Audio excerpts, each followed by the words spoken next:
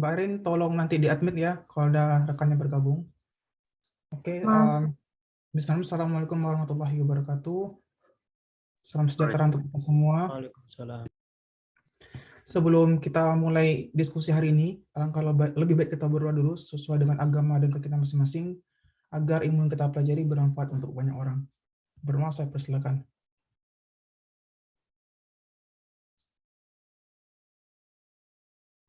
Amin. Berdoa tidak pernah selesai. Oke, jadi kita masih ada 3 kali pertemuan.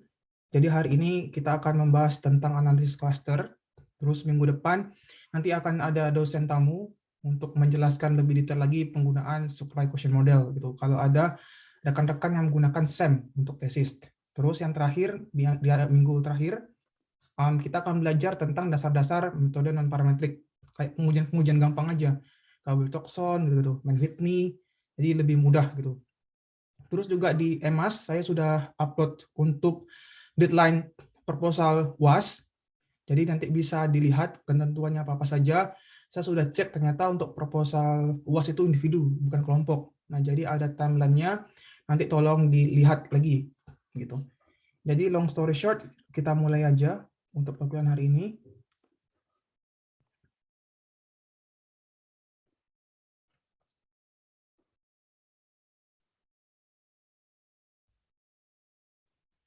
Minggu ke-12 sebenarnya hanya membahas tentang analisis cluster untuk PCA.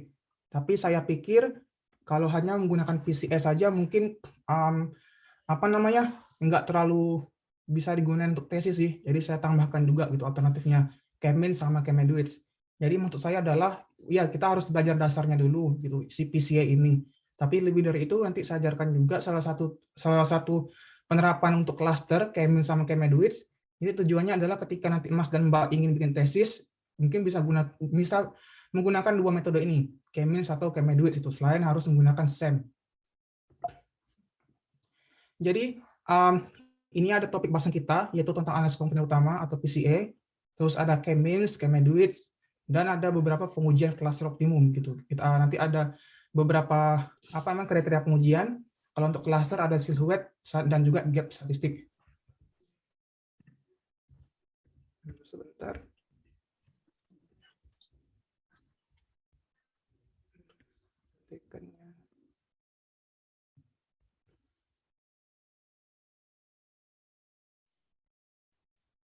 Jadi saya harap Anda masih mengingat tentang bagaimana nanti struktur data kita. Jadi saya recall lagi memorinya. Jadi kalau kita mempunyai data seperti ini, X1, X2, dan seterusnya ada Y, nah ini yang nanti bisa dibikin ke regresi atau klasifikasi. Atau ketika nanti membaca paper, itu ada namanya supervised learning, atau perlu pelajar itu, mempelajari, supervised. Nah, jadi apapun itu nanti baca paper, ada yang mengatakan author itu ada supervised, itu intinya dua, klasifikasi dan juga regresi. Nah, jadi hari ini kita akan lebih membahas tentang cluster.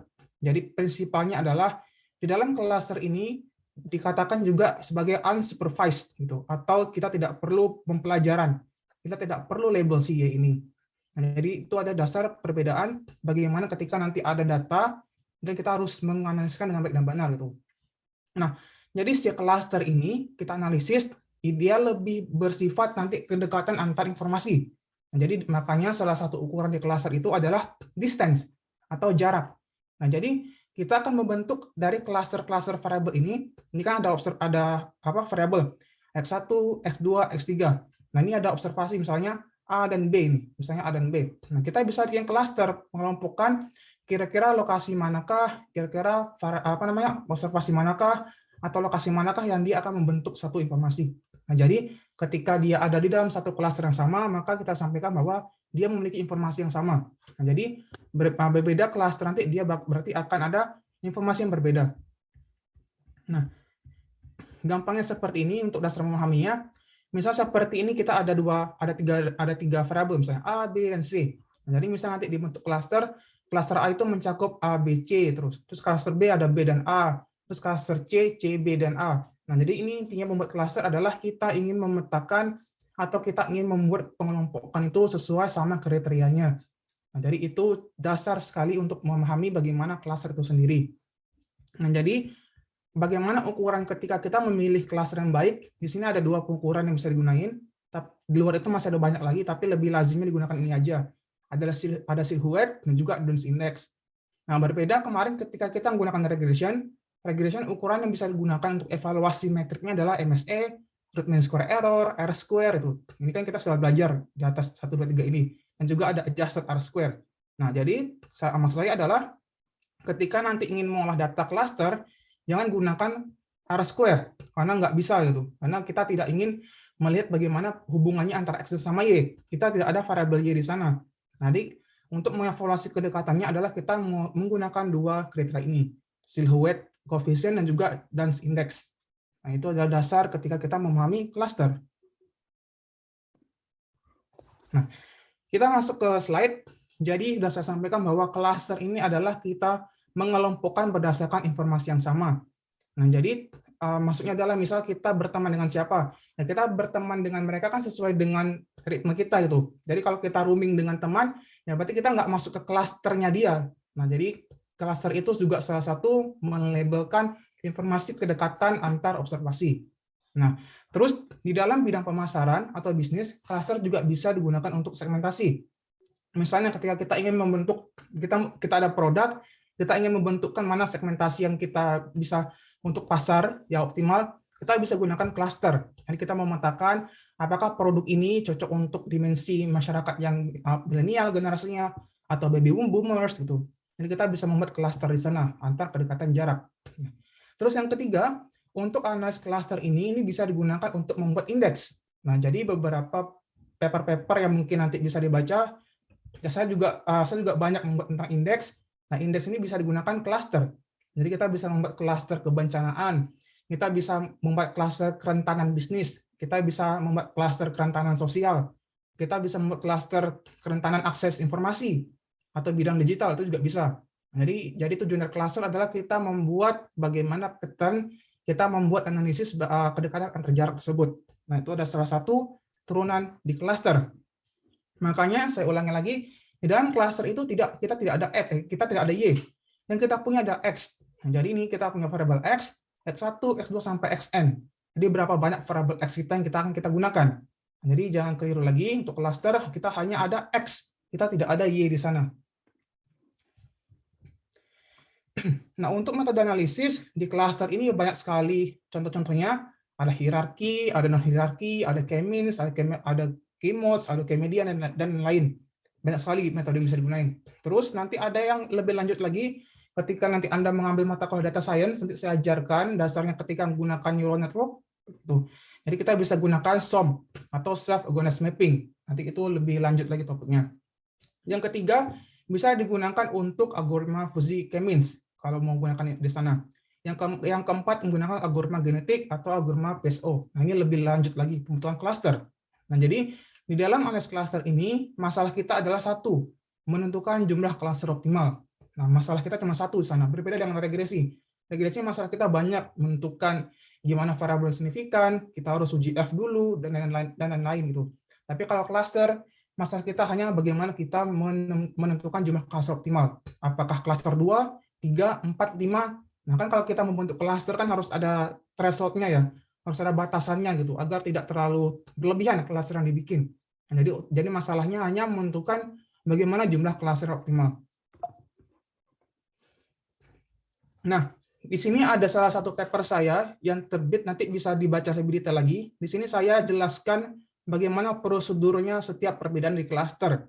Nah, jadi di sini salah satu hint nanti ketika Anda ingin membahas tentang topik cluster, di sini saya sudah sebutkan metode-metodenya. Nah, jadi bisa dilihat lagi cara penggunaannya. Nah, di sini saya membuat tiga klasifikasi, saya membuat 3 kategori perbedaan di cluster-cluster ini. Misalnya di sana ada hierarki. Nah, hierarki itu ada macam-macamnya. Ada divisif, ada aglomeratif. Nah, ini ada turunannya. Kalau gunakan divisif berarti menggunakan minimum diameter dan seterusnya. Nah, di sini ada kunci-kuncinya. Kapan menggunakan A, kapan menggunakan B gitu. Ada kriteria-kriterianya. Jadi bisa dibaca lebih detail lagi. Nah, yang paling banyak digunakan adalah di sini non hierarki. Di sini ada k-mods, ada k-meduit, dan juga k-prototype. Nah, di sini sebenarnya paling banyak digunakan. Di bidang ini, di sebelah kanan ini hampir sedikit yang digunakan.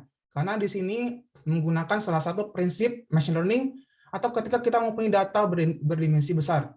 Nah, kita bisa gunakan beberapa teknik di sini. Ada subspace, evolutionary, density based, co-clustering, tuh ada fuzzy, dan juga ada GLVM. Nah, kebetulan saya bikin metode baru untuk cluster untuk S3 saya, GLVM, jadi kalau mau bikin untuk tesis silahkan gitu. Ini juga salah satu keterbaruan di metode ketika kita membuat cluster optimal.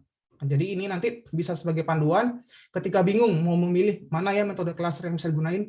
Nah, di sini ada contoh-contohnya. Nanti bisa dibaca lebih seksama. Nah, di sini ada beberapa manfaat analisis cluster yang kita bisa gunakan atau kita bisa realize itu kelebihannya apa atau advantage-nya apa. Yang pertama di sini saya sebutkan bahwa manfaatnya kita bisa mengidentifikasi pengelompokan observasi yang memiliki karakteristik yang sama. Nah, jadi kita mengelompokkan mereka ketika dia memiliki karakteristik yang sama. Nah, itu juga salah satu manfaat analisis cluster. Yang kedua, kita bisa memberikan karakteristik definisi pelabelan atau populasi. Nah, maksudnya adalah di dalam cluster ini bisa dikatakan salah satu dasar untuk pre-processing. Nah, jadi kan dia tidak ada label ya, Y-nya. Nah, jadi kita bisa lihat dulu bagaimana pembentukan variabel. Nah, jadi kalau sudah tahu arahnya kemana, kita baru bisa melabelkan secara manual untuk regresi. Nah, biasanya kalau kita tidak mempunyai teori yang kita mempunyai data yang banyak gitu, tapi kita bingung mau bangun dari mana, kita bisa mulai dulu dari cluster. Jadi kita lihat pattern variabelnya, oh ternyata ini bisa dianalisis dengan ini nih. Nah, itu juga salah satu kelebihan di cluster. Jadi salah satu tahap di pre-processing sebelum pembentukan di regresi. Nah, yang ketiga adalah salah satu tujuannya atau manfaatnya untuk mengurangi jumlah ukuran dan kompleksitas masalah untuk metode data mining. Itu dibilang reduksi dimensi. Nah, jadi kalau masih ingat salah satu asumsi di regresi ada namanya multikoliniaritas gitu. Jadi koliniaritas antara variabel. Nah, jadi salah satu penyembuhannya adalah menggunakan PCA atau analisis cluster. Jadi kita mereduksi beberapa variabel atau kita mereduksi beberapa observasi yang memiliki keterkaitan yang begitu tinggi. Gitu, sehingga nanti dia ada hubungan yang terlalu masif atau hubungan yang terlalu besar gitu. Kan tidak boleh. Jadi dia harus berdikari sendiri gitu. Nah, itu adalah salah satu asumsi di regresi yang kita bisa sembuhkan di PCA. Yang keempat, di sini ada namanya identifikasi outlier dalam domain tertentu. Nah, misalnya di sini ada ketika nanti ada peristiwa tertentu, misalnya kalau kita melihat membuat klaster spesies itu atau binatang, mungkin di beberapa lokasi mungkin tidak ada binatang itu. Jadi binatang langka, kalau kita bikin clustering di beberapa lokasi mungkin tidak ada. Nah, jadi akan ada data outlier atau data nol. Jadi cluster itu kita bisa lihat, kita bisa gunakan untuk melakukan analisis ketika dia ada outlier atau ketika dia ada peristiwa langka. Nah, saya juga pernah di paper yang tadi, di paper yang ini, nah ini saya juga bikin cluster ketika dia ada kebencanaan sosial di Papua. Nanti akan saya jelaskan lebih lanjut lagi. Jadi kan kalau di setiap region itu kan nggak semua daerah itu kan ada tipe-tipe kebencanaan ya. Nah, mungkin di daerah-daerah Papua di sana mungkin akan lebih banyak ketika kita berbicara bagaimana ada social hazard itu atau apa namanya yang banyak protes atau yang lain sebagainya gitu. Nah, itu perlu kita handle juga.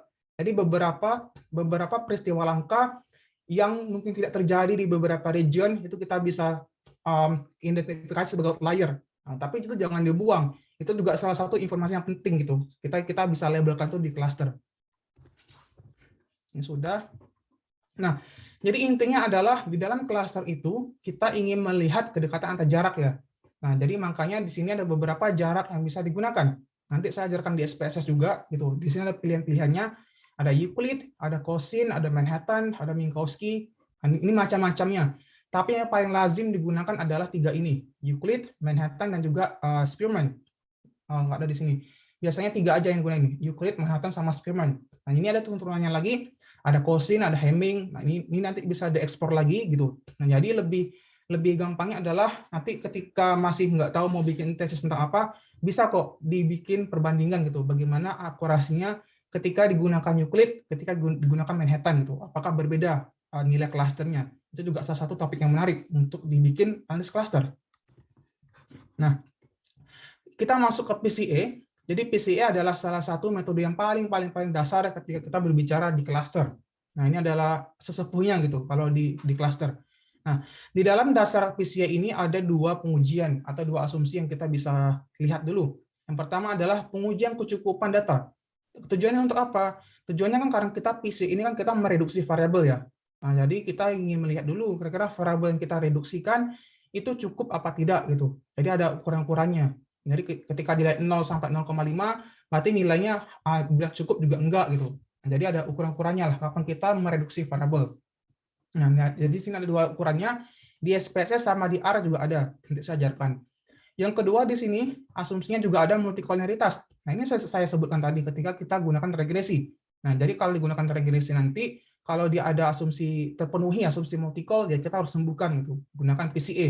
Jadi kita bisa mereduksi beberapa variabel atau data agar nanti lebih jelas lagi apa yang mau digunakan di reduksi variabel tersebut. Nah, saya sampaikan lagi di PCA ini dia tidak mengerti label. Mengapa demikian? Karena kita tidak ada Y.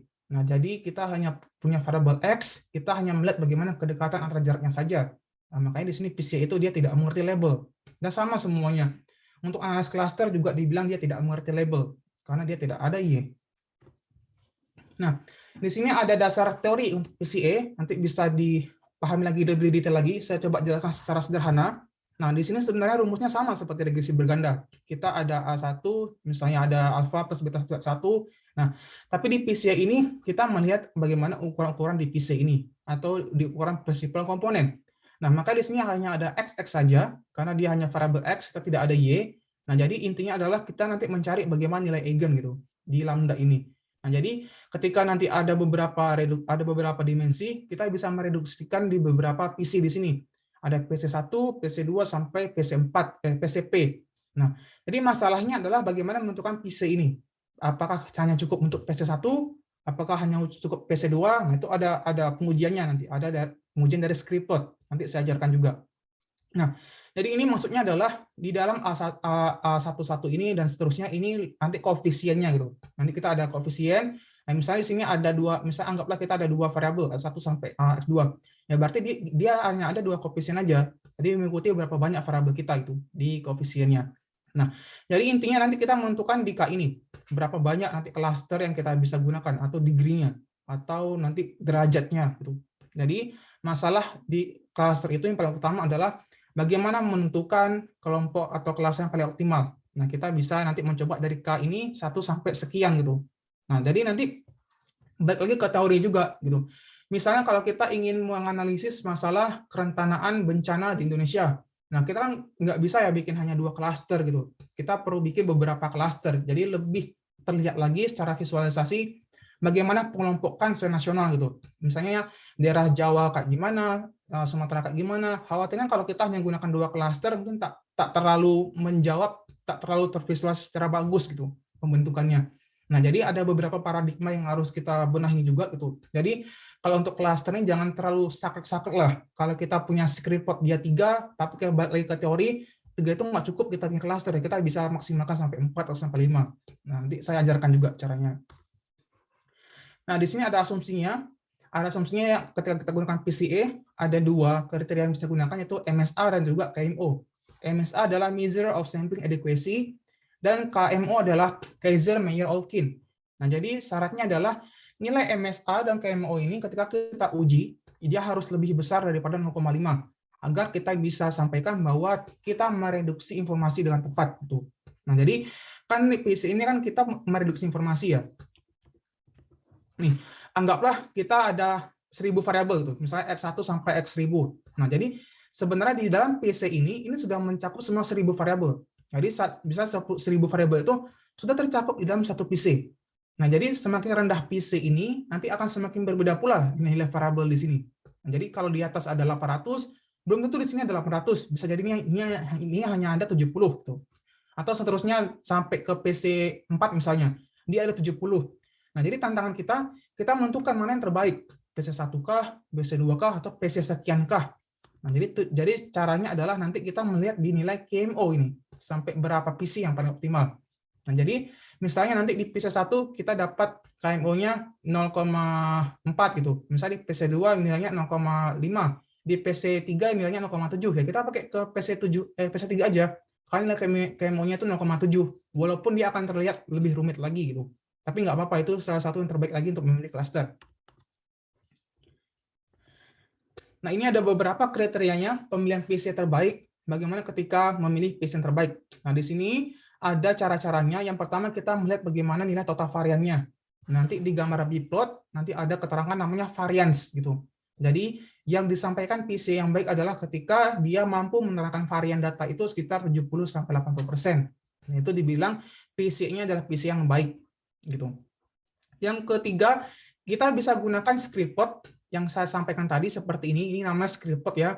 Jadi kalau di sini ada 1, 2, 3, 4, 5 sampai seterusnya. Nanti kita bisa bikin plot kira-kira bagaimana menentukan PC terbaik itu. Nah, caranya bagaimana? Caranya kalau secara visual bisa lihat seperti ini. Ini kan kalau 1 sama 2 kan dia gapnya jauh. Nah, berarti masih ada perbedaan klaster. Jadi 2 dan 3 nih cukup jauh gitu. Jadi kita bisa bikin dia klaster sampai 3. Tapi coba lihat 4 dan 5. 4 dan 5 ini beda tipis nilainya. Nah, jadi dia tidak terlalu ada diversitas informasi. Jadi kita bisa sampaikan bahwa cukup aja ketika ada data ini hanya digunakan 4 cluster. Nah, 5 cluster nggak terlalu signifikan gitu. Nah, jadi kita bisa bikin cluster ketika data ini hanya cukup sampai cluster 4 saja. Nah, itu adalah cara menentukan cluster, nilai variansinya ini. Atau di sini kalau bingung cara bacanya, di sini ada nilainya nanti. Nah, misalnya di sini ada 0,31, ada 0,09, ada 0,06, ada 0,04. Nah, coba dilihat nih 1, 2, 3, 4, 5. Nah, di sini 4 dan 5 ini kan nilainya nggak terlalu jauh ya. Ini 0,49, ini 0,047. Nah, bedanya hanya 0,02. 0,002. Nah, jadi kita bisa menggunakan hanya ke klaster keempat saja. Karena klaster kelima dia tidak berbeda signifikan secara jauh gitu di klaster keempat. Nah, itu adalah cara-caranya. Nah, secara matematik, scriptplot ini namanya scriptplot, ini adalah plot dari nilai eigen. Nah, jadi di sini ini adalah nilai eigennya. Jadi eigen 1, eigen 2, eigen 3, dan seterusnya. Nah, jadi ketika dia mendekati ke 0, hal tersebut dikarenakan nilai eigen yang mendekati 0 dianggap tidak memberikan pengaruh yang penting. Nah, maka saya sampaikan tadi ketika punya scriptplot seperti ini, nah jadi kan di 4 sama 5 kan hampir tipis bedanya. Nah, jadi ketika kita bikin cluster 5 nggak terlalu jauh, hasilnya jadi nggak usah gitu, lebih rumit. Ini kita hanya bikin cluster 4 saja. Nah, jadi karena itu kita bisa melihat diversitasnya nanti bagaimana ketika nanti ada target pasar itu atau masyarakat di cluster 1 itu orang kayak gimana, cluster 2 kayak gimana, 3 kayak gimana, 4 kayak gimana itu. Tapi kalau kita bikin sampai cluster kelima, 4 dan 5 sebenarnya informasinya sama. Jadi kita tidak ingin menganalisis seperti itu. Nah, ini adalah salah satu tujuan atau cara ketika memilih bagaimana nilai cluster terbaik dari scriptplot. Nah, kita berpindah ke salah satu metode di cluster, K-means. Itu ini saya tambahkan untuk nanti menambah referensi untuk tesis. Jadi di sini untuk K-means adalah salah satu tujuan di cluster ketika kita menggunakan. Mas Rezi, boleh nyela dikit dulu nggak? Boleh. Nanya dong Mas Rezi, kalau dalam saya biar mudah nangkepnya mungkin dalam kasus kelompok kemarin ya. Dalam kasus kelompok kemarin kan saya di kelompok tuh mengkaji job internet use 1, use gitu-gitu ya sampai use 4 gitu ya, dihubungin dengan populasi.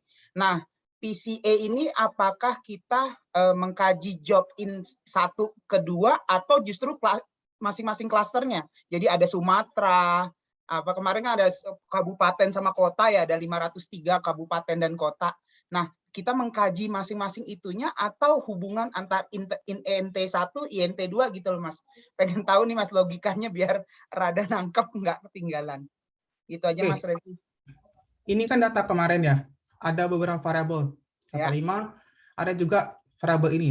Nah, di cluster itu kita bisa membuat cluster antara level ini dan juga bagaimana variabel ini. Nah, contohnya lihat seperti ini. Nanti di sini ada latihannya. Nanti saya jelaskan. Nah, di sini kita bisa membentukkan klasternya ketika bagaimana ada variabel A, B, dan C. Jadi kita bisa lihat seperti ini. Jadi kalau untuk harga berarti dia ada informasi ini untuk daerah-daerahnya atau daerah perusahaannya. Kalau dia nanti di variabel apa berarti dia ada daerah ini. Gitu sih. Jadi kalau klaster nanti ada lebih ke bentuk apa berarti yang bisa akan dua-duanya ya Mas ya, bisa dua-duanya. Ya, bisa dua-duanya, bisa dua arah juga kok Mas. Oke, siap. Noted Mas. Ya, nanti saya ajarkan ya. Saya jelaskan teorinya dulu. Siap. Sampai mana tadi? Oke, ini. Azan. Nah, di sini ada salah satu algoritma yang bisa digunain. Salah satu alternatif ketika belum tahu mau bikin tesis apa, kita bisa bikin K-means. Nanti sinteran saya kasih juga. Nah, Di dalam K-means ini, tujuannya adalah kita menentukan jumlah klaster yang bagaimana gitu. Jadi ada step-stepnya. Di sini kan ada titik-titik ya. Di sini anggaplah ada data-data kita. Nah, si K-means ini dia akan melihat bagaimana kedekatan antara titik yang kita observasikan ke variabel tadi. Nah, dia akan berusaha mendekati titik-titik sampai dia bagaimana keterwakilan di sini gitu. Nah, caranya di sini algoritmanya nanti bisa menentukan K-nya 1 sampai sekian. Bisa K1, K2 sampai K3 dan seterusnya. Tapi normalnya kita hanya bikin sampai K3 aja. Normalnya ya. Tapi kalau bikin sampai K5 nggak masalah. Sama seperti PCA. Nah, kalau di PCA kita bisa nentuin dari script code. Nah, tapi kalau di K-means kita bisa coba satu-satu dulu. Dari K1 kira-kira bagaimana, K2 nilai dari 2, K2 bagaimana dan K3 bagaimana gitu. Nah, jadi itu salah satu tujuannya di K-means. Nah, nanti saya ajarkan juga yang ketiga ada K-Meduits. Nah, jadi kalau K-Meduits ini sebenarnya salah satu metode yang memberikan hasil variansi yang lebih besar daripada PCA sama K-means gitu. Nah, jadi kenapa? Jadi kalau di ukuran statistik kan namanya mean, median, sama modus ya. Nah, jadi kalau kita melihat bagaimana diversitas di data, jangan gunakan mean. Karena mean itu dia tidak akan terandal ketika dia ada data outlier gitu. Nah, misalnya seperti ini. Misal dalam suatu lokasi atau dalam suatu daerah, misalnya kita ingin melihat bagaimana tingkat pendapatan. Nah, jadi kalau untuk melihat tingkat pendapatan, mungkin ada orang yang dapat gaji itu bisa sampai 100-an juta sebulan, tapi mungkin ada beberapa orang yang gaji itu bisa 1 juta atau di bawah itu. Nah, jadi kalau ketika kita melihat bagaimana tingkat pendapatan dari nilai min, itu bahaya. Nah, jadi diversitasnya dia akan terlihat jauh gitu. Nah, berbeda kalau kita hanya gunakan nilai median. Nah, nilai median itu kan nilai di antara kuartil. Nah, jadi ketika kita ada pencilan di bawah, sama satu ada pencilan di atas, nah nilai median ini akan cukup fair untuk mewakili bagaimana diversitas atau informasi di data. Nah, itu konseptual berpikirnya. Jadi, makanya di dalam salah satu metode di cluster, K-Meduits, nah ini memberikan akurasi presisi yang lebih tinggi daripada PCA dan juga K-means. Karena kenapa? Karena dia tahan terhadap outlier. Nah, karena kan dia prinsipnya dari nilai median ya. Nah, jadi K-Meduits ini salah satu metode yang robust digunakan untuk melihat bagaimana ketika kita ada data yang beroutlier yang banyak atau berdimensi besar. Nah, yang ketiga di sini dia tidak bergantung pada urutan titik data yang diperiksa. Nah, tapi kalau di K-means ini kan dia bergantung ke bagaimana observasi variabel tadi. Nah, misalnya di sini ada 5 variabel lah. Misalnya warna ini, warna ini, warna ini, warna biru ini. Nah, kan ini variabel kita. Nah, kalau di K-means ini dia berusaha bagaimana dia bisa mendekati di titik-titik ini. Nah, berbeda kalau di K-Meduit itu tidak perlu. Dia karena kenapa? Karena dia hanya berpatokan kepada nilai median atau nilai Meduitnya itu. Nah, makanya salah satu metode yang paling lazim digunakan ketika kita mempunyai data berdimensi besar atau ketika kita mempunyai data outlier, kita bisa gunakan K-Meduits agar nilai variance yang digunakan akan tercover lebih besar gitu. Nah, di sini ada beberapa ukurannya silhouette yang kita bisa gunakan. Yang pertama, ini ada ukuran di cluster yang kita bisa gunakan, yaitu silhouette. Nah, jadi silhouette ini bernilai dari min 1 sampai 1. Nah, jadi tujuannya adalah untuk menentukan cluster optimal. Nah, jadi ketika dia nilainya dikurang dari 0,25, berarti disampaikan bahwa nilai ini tidak cocok atau lemah gitu. Jadi klasternya ada klaster yang lemah. Nah, jadi kita bisa menjustifikasi atau ukuran. Misalnya kalau nanti ditanya sama penguji gitu ya, ini dasarnya ini dari mana klasternya gitu. Nah, jadi Anda bisa menjawab saya dari nilai silhouette gitu. Jadi nilai silhouette ini akan mengcover atau menjawab apakah klaster yang kita bikin itu adalah optimal apa tidak. Nah, ini ada nilai-nilainya. Dari 0,71 sampai 1 itu kuat, 51 sampai 7 itu cukup, dan 0,26 sampai 0,5 itu lemah. Nah, ini ada ukuran-ukurannya dari nilai silhouette. Nah, terus yang kedua ada salah satu pengujian juga, ini alternatif gitu. Kalau nggak mau digunakan juga nggak apa-apa. Tapi ini membuat nambah-nambah aja. Siapa tahu perlu nanti di tesis. Kita bisa gunakan namanya gap statistik. Nah, jadi gap statistik ini kita bisa melihat ketika dia ada jarak intra-cluster dari nilai K yang berbeda. Nah, tadi kan berbeda di PCA kan dia tidak ada nilai K ya. Kita dari PC-nya, TC tadi. Nah, tapi kalau dari nilai K-means atau K-Meduit, itu kan intinya dari nilai K-nya. Berapa K yang mau kita gunakan. Nah, jadi kalau kita gunakan K2 atau K3, nah kita bisa lihat apa di sana ada gap apa tidak gitu. Nah, kalau ada gap, nah berarti kita bisa sampaikan bahwa itu kita bisa gunakan di K yang terakhir. Nah, kan dia ada jarak ya, ada gap di situ. Nah, dan nilainya kita bisa mencari ketika kita mengurutkan dari terkecil sampai terbesar dari nilai minimum sama nilai maksimalnya. Nah, itu salah satu yang kita bisa gunakan untuk diagnosis cluster. Nah, di sini contohnya nanti kita latihan juga di PCA dan juga K-means. Di sini misalnya kita akan bentuk klaster 1 sampai 4 gitu. Nah, kita bisa menggunakan di ukuran gap di situ atau gap-nya tadi. Nah, jadi kalau dibikin seperti ini, berapa banyak gap-nya nanti klasternya, kita bisa lihat dari standar error-nya. Nah, jadi semakin nanti menuju ke 0, nah berarti dia akan terlihat gap yang terlalu jauh di klaster tersebut. Jadi kita bisa pilih bagaimana ketika nanti gap yang terkecil dan juga gap terbesar di pengukuran gap statistik. Saya jelaskan dulu konseptual beberapa papernya dulu ya, baru kita latihan.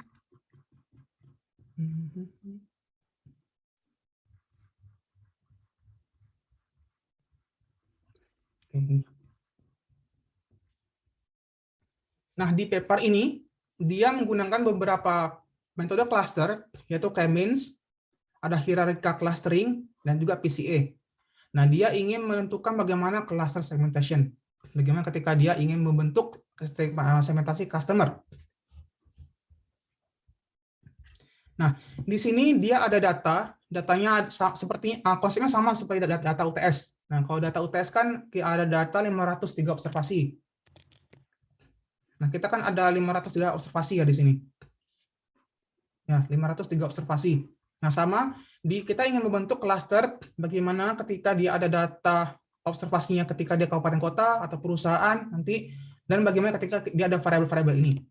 Nah, jadi di sini dia mempunyai variabel cast it sampai ke tenure atau 18 variabel. Nah, dia ingin membuat cluster ketika bagaimana dia mempunyai 18 variabel ini. Apa saja yang bisa terbentuk di sana. Gitu. Nah, jadi di sini tahapan paling pertama adalah melihat bagaimana dimension reduction gitu. Bagaimana juga ketika dia mempunyai nilai variabel kolinialitas tertinggi dan terendah. Nah, di sini kita bisa lihat bahwa ada per case dan juga one off per case. Nah, di sini dia mempunyai nilai korelasi itu hampir 1. Nah, ini bisa jadi karena dia informasinya sama atau dia memang memiliki hubungan yang sama gitu. Nah, di sini ada nilai 0,92. Di sini juga ada namanya per case installment dan juga per case frekuensi. Nah, ini kan sebenarnya maksudnya sama ya. Karena dia kan per case atau dia membeli. Sebenarnya itu juga maksudnya sama. Jadi kita bisa men-take over beberapa informasi yang sebenarnya maknanya sama di sana gitu. Agar jangan dihapuskan untuk di variabel untuk di dimension reduction. Nah, ini ada beberapa kriterianya. Nah, di sini di tahapan pertama dia gunakan hierarchy clustering di sini. Di sini dia menentukan bagaimana menentukan N-nya terbaik di cluster. Dan di sini dia jelaskan ketika mempunyai cluster yang berbeda nanti apa cara-caranya. Nah, dia menjelaskan untuk di agglomerative clustering dan juga divisive hierarchical clustering. Nanti bisa dilihat dulu. Saya jelaskan dulu.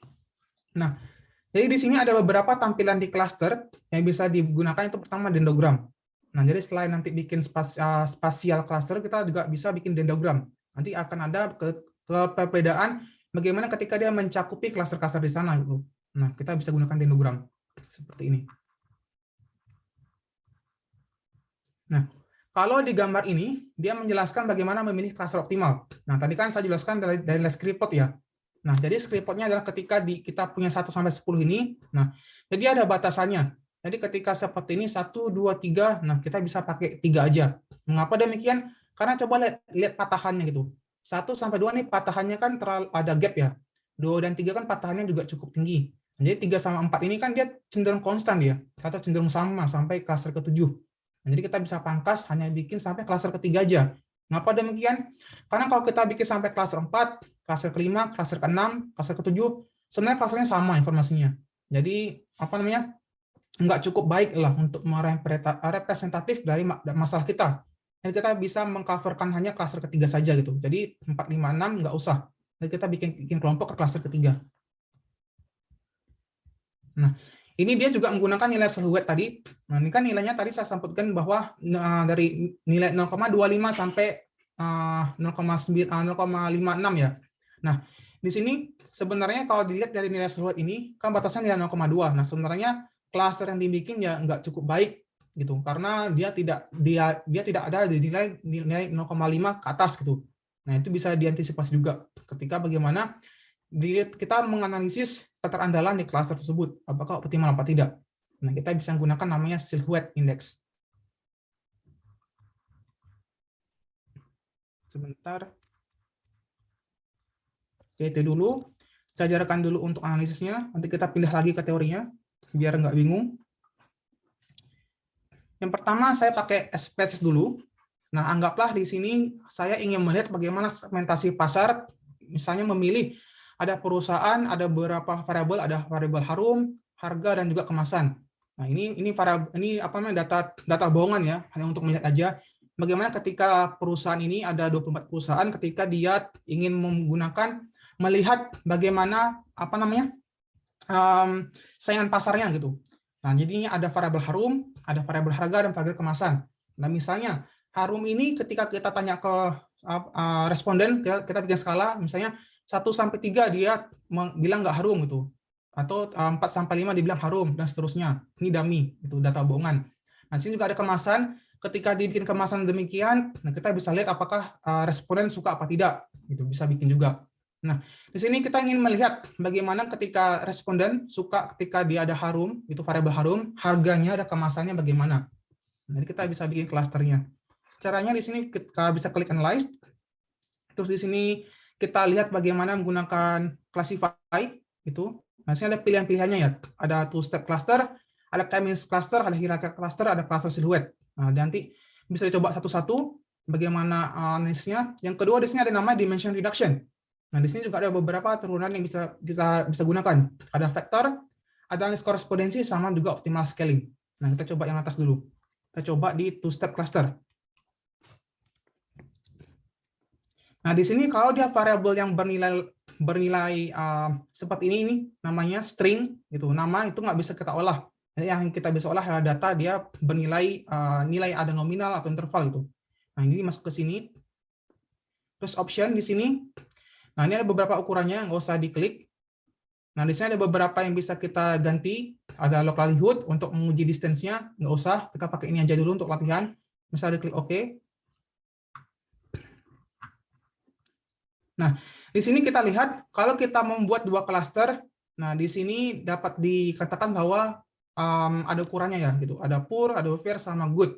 Nah, ini nilai-nilainya itu hampir-hampir jelek sih. Nah, jadi dapat disampaikan bahwa mungkin karena pertama adalah data kita tidak terlalu ada diversitas gitu, karena mungkin informasi yang sama. Nah, makanya nanti ketika kita bikin, dia akan memberikan bahwa klasternya itu tidak terlalu optimum tuh, karena dia memikirkan bahwa skalanya sama atau dia tidak terlalu jauh gap nilainya gitu. Jadi bisa disampaikan kalau di sini adalah klasternya 2 itu adalah poor atau kurang baik ketika dibikin klaster. Nah, terus bagaimana ketika nanti mau membuat seperti ini? Nah, di sini ada nama dendrogram juga gitu. Caranya adalah analyze, classify, di sini juga bisa bikin namanya k-means cluster. Bentar. Analyze, classify, k-means cluster. Nah, ini pakai nilai k-means ya. Jadi kita bisa masukkan di sini nilai harum, harga, kemasan. Gitu. Nanti nomor kelasnya 2, iterate-nya nggak usah, save-nya nggak usah. Kalau mau lihat juga nggak apa-apa, bernama-nama informasi aja. Ini namanya cluster membership, ini informasi kedekatan di cluster. Nah, atau kita bisa menggunakan distance-nya atau jarak kedekatannya. Bisa, nggak diklik juga nggak apa-apa. Nah, di sini kalau kita gunakan nilai k-means, nah dia sudah sampaikan bahwa nilai optimal cluster itu cukup 2 aja. Jadi dia bilang kalau di cluster 1 itu cukup mengcover ketika dia harganya adalah bernilai dari 12.000. Nah, di cluster kedua ketika dia ada harga 8.500. Nah, jadi itu ada batasannya gitu. Jadi di sini ada batasan juga ketika di cluster ke-1 itu orang-orang atau respon itu suka dengan skala kita tanyakan kemasannya itu nilai 5 gitu.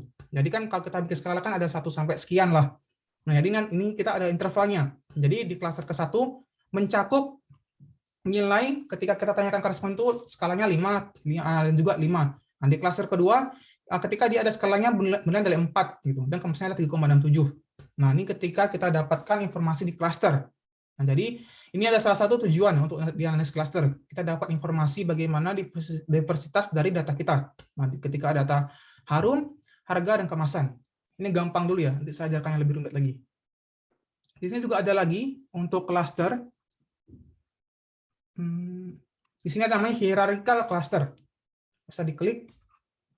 Nah, di sini ketika dipilih ini ya, kita kan hanya 3 variabel aja ini. Ada variabel harum, harga, sama kemasan. Nah, label cases-nya kita bisa masukkan ke data yang ada nama tadi, perusahaan tuh untuk kita labelkan.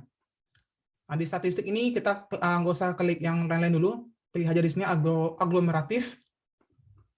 Di sini ada plotnya. Nah, nanti di centang ada dendrogram, itu. Kita bisa lihat bagaimana nanti dendrogram tersebut. Kita ingin melihat bagaimana semua klaster di sana.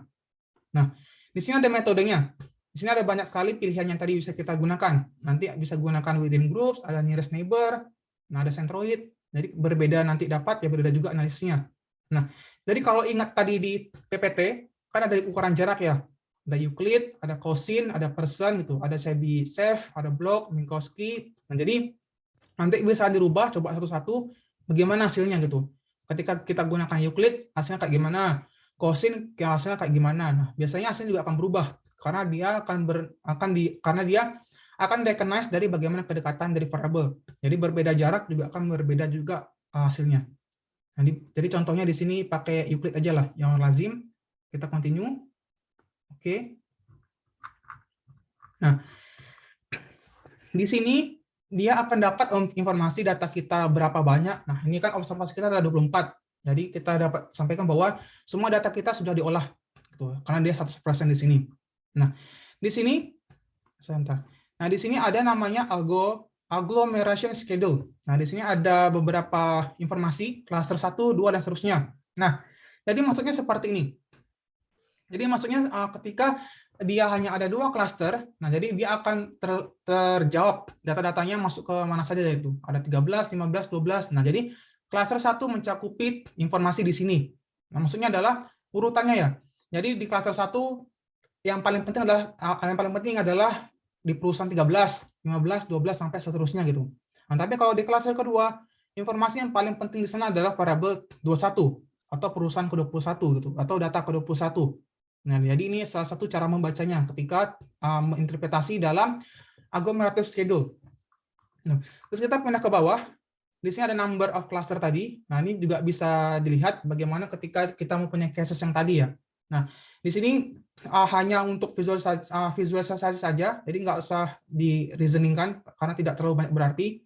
Nah, di sini kita ada beberapa variabel tadi, kan dia ada observasi ada 24 gitu, dari A sampai sekian alfabet, ada sampai Z. Nah, jadi kita bisa lihat seperti ini. Nah, di sini ada beberapa kedekatan informasi, kayak O atau perusahaan O sampai perusahaan B, dia satu informasi. Nah, terus T sampai S sampai P satu informasi. Nah, jadi dia akan melihat bagaimana kedekatannya antar jarak yang ada gitu. Jadi cara bacanya adalah kalau dia seperti ini, informasi seperti ini berarti dia ada 3 klaster. Jadi satu klaster di sini. Jadi sini batasannya di sini ya. Kan dia berapa banyak ya di sini garis-garisnya. Kalau sampai sini berarti dia mewakili informasi di sini. Kalau ada di sini berarti dia ada informasi di sini. Informasinya dari ujung sini sampai ujung sini. Nih. Kan dia batasan di sini. Nah, jadi kalau di sini kita bisa bikin dia 3 klaster. Karena di sini satu informasi, ini dari L sampai D satu informasi karena dia tidak ada hubungan. Tapi kalau dari H sampai O, nah ini satu informasi. Nah, jadi kita bisa bikin 3 klaster. Nah, itu cara bacanya ketika gunakan dendrogram.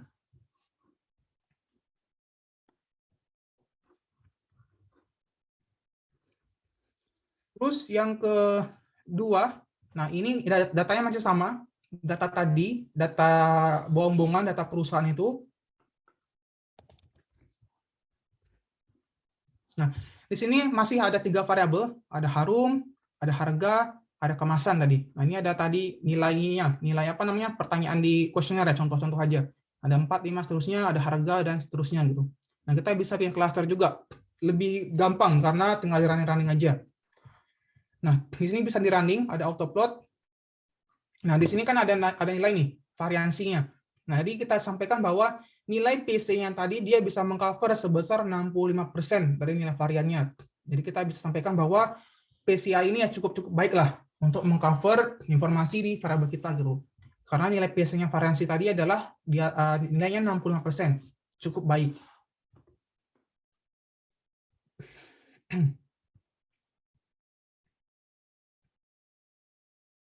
Nah, jadi di sini ada beberapa ini ya, beberapa gambar gitu untuk visualisasi aja. Jadi kalau di atas yang tadi pertama ini atau plot ini, nah ini hanya dapatnya untuk gambar scatter plotnya aja. Itu diversitas dari nilai perusahaan, nilai variansinya. Nah, tapi kalau di gambar kedua ini karena ada label color perusahaan, nah kita ingin melabelkan bagaimana ada label warna tadi di perusahaan, atau nanti di daerah, kabupaten, kota, atau menyesuaikan bagaimana nanti labelnya. Jadi kalau di sini akan ada bentuk beberapa perbedaan warna itu, jadi kita bisa lihat. Nah, jadi kalau yang ketiga ini, panggilan perintah ini, nah kita bisa melihat bagaimana ada hubungannya ketika kita inputkan di variabel tadi, ketika kita ada harga, kemasan, juga harum. Tuh. Jadi kalau kita lihat seperti ini kan ada 4 kuartis ya. Bentar saya gambar dulu.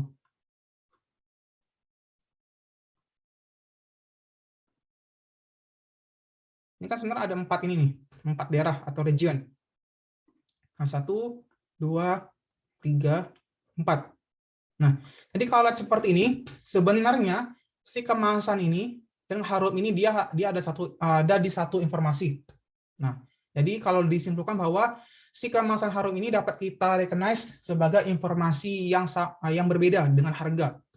Ya jelaslah harga kan satuannya berbeda, puluhan ribu, belasan ribu. Tapi kalau kemasan kan satuannya tadi koma-komaan ya, karena kan dia pertanyaan setuju apa tidak di dalam kuesioner. Nah, jadi nanti ketika Mas dan Mbak mau membahas topik cluster, ketika nanti menyebar kuesioner, jadi kita bisa melihat bagaimana pembentukan di variabel tadi gitu. Nah, bagaimana ketika nanti reduksi dimensinya tadi. Oke, kalau seperti ini disampaikan bahwa variabel harga itu tidak bisa disamakan di variabel kemasan sama harum.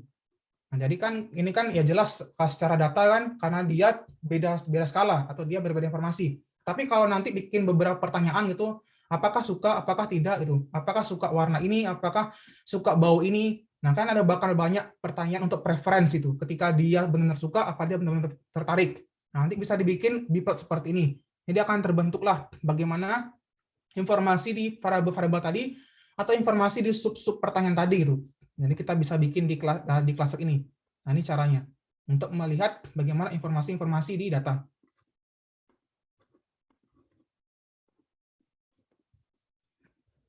Nah, yang kedua, di sini ada beberapa cara. Di sini saya gunakan untuk Euclid. Tadi nanti bisa diganti Manhattan aja, nggak masalah. Tuh. Tentunya di sini pakai Euclid. Nggak di running aja. Nah, hasilnya sama seharusnya ya yang di tadi, yang di SPSS. Nah, dia akan membentuk bagaimana informasi di cluster ini, di dedogram ini. Nah, di sini informasinya 1. Nah, di sini ada 2 informasi. Nah, di sini kan karena dia ada banyak cabang ya, atau banyak root di sini. Ini 1 root nih, ini 1 root. Jadi informasi di sini itu sama, informasi di sini sama. Nah, tapi karena dia menganggap bahwa si A dan B ini satu informasi, nah makanya dia dianggap bahwa di C ini sudah mencakup informasi yang ada di sini dan juga di sini. Nah, jadi itu cara baca dendrogram. Nah, jadi di sini kita bisa bikin bahwa di sini cukup ada 2 klaster saja gitu. Si D dan juga si C.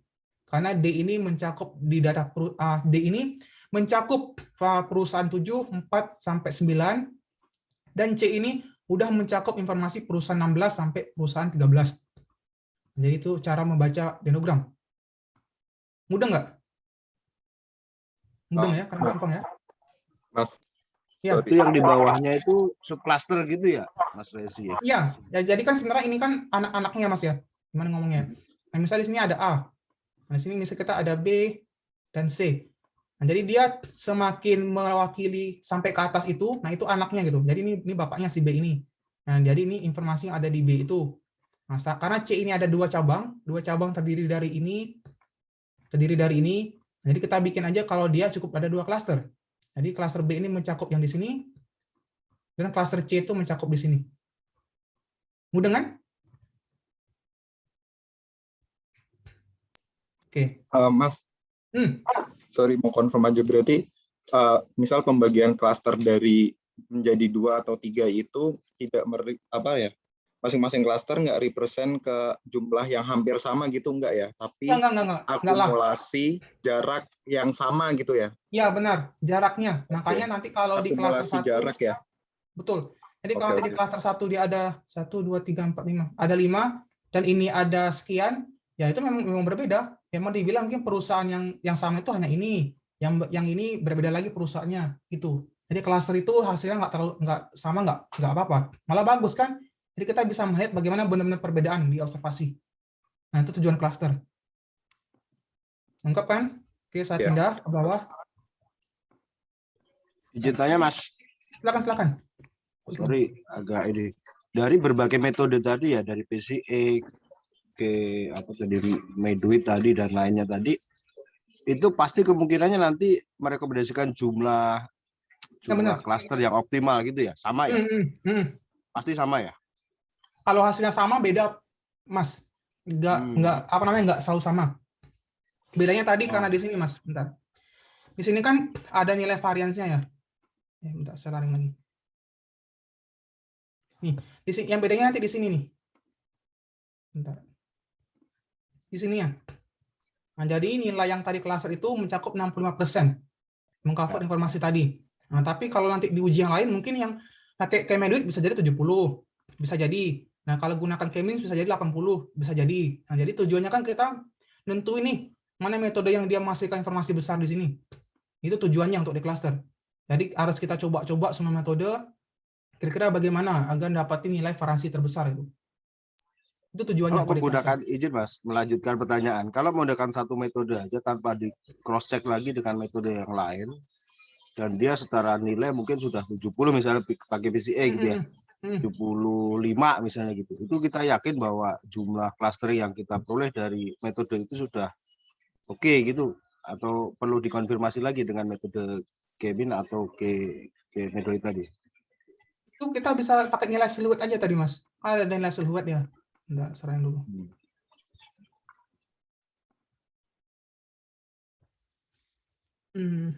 Itu siluet di mana ya?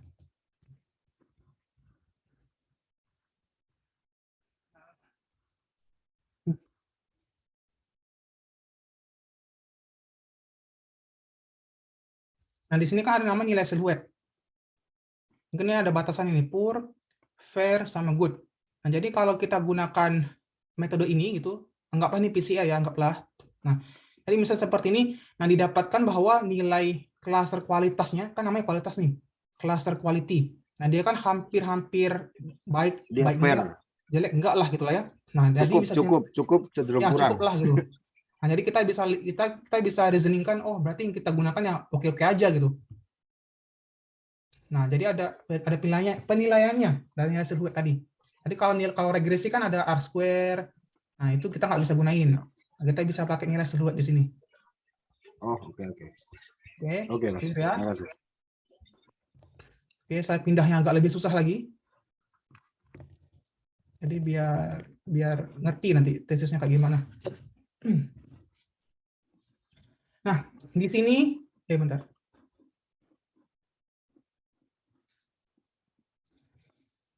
Di sini saya pakai data kemarin. Di sini ada 400 rows ya. Ini data berdimensi besar.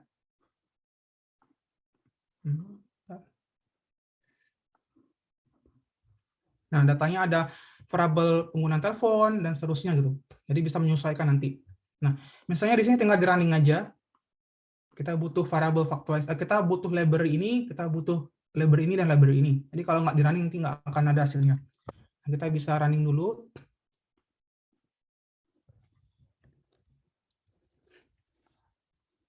Nah, di sini Mas, ketika tadi di running ya, nah di sini ini ada informasi variabel kita kan tadi, data lokasi kota kan, kabupaten kota. Nah, di sini ada daerah 1, 2, 3, dan seterusnya. Nah, jadi ini terlihat nih, berarti kalau data 1 tadi, observasi 1, itu masuk di klaster 1. Nah, jadi kalau di data ke-8, dia klaster ke-1. Nah, itu cara bacanya ya, untuk tesis nanti kalau mau pakai. Nah, misalnya di sini ada data lokasi ke 106. Nah, dia masuk klaster ke-4. Nah, dia ada data 110 masuk ke lokasi ke-5, klaster ke-5. Nah, itu tujuan di cluster. Jadi ketika nanti ada banyak observasi, nah dia akan kebentuk, kita bisa bikin cluster di sana gitu. Jadi daerah ini masuk ke kategori mana, atau daerah ini masuk ke cluster mana, atau lokasi ini masuk ke cluster mana. Nah, itu salah satu tujuan di cluster. Kita bisa membuat kira-kira bagaimana lokasi yang ini di cluster tersebut itu. Jadi per lokasi mungkin akan berbeda. Nah, jadi masalah kita adalah ketika nanti tesis mengolah itu, masalah kita di sini, nentuin berapa banyak nilai klaster. Nah, sebenarnya kalau nilai K-means ini agak sedikit tricky kita gunakan. Balik lagi ke teori sih. Kalau misalnya kita tahu apa yang mau kita kerjakan, ketika kita berbicara bagaimana untuk membuat indeks ya, itu indeks kerentanan bencana gitu. Kan setiap lokasi kan mungkin berbeda ya. Bentar, saya ambil gambarnya biar mudah konseptualnya. Nah, misalnya seperti ini. Misalnya nanti mau bikin klaster kayak gimana pun gitu. Nah, misalnya nanti kan anggaplah ada beberapa klaster nanti ketika daerah masa satu itu masuk ke klaster apa, klaster apa, klaster apa, klaster apa. Nah, jadi misalnya nanti ada nilai silhouette tadi itu bentar. Nah, misalnya ada nilai silhouette tadi ya, yang ada data 1, 2, 3, 4, 5. Nah, maka nanti misalnya seperti ini dia thread. Nah, kalau nanti di nilai PCA-nya itu, kalau dia bilang 4 aja bisa bikin cluster, tapi kita balik lagi ke teori 4 itu cukup apa enggak itu. Nah, jadi keresahan ketika gunakan cluster, kita harus menyesuaikan juga ke teori kita. Jadi kalau kita bikin kerentanan bencana, mungkin kalau cluster kedua mungkin nggak terlalu optimal.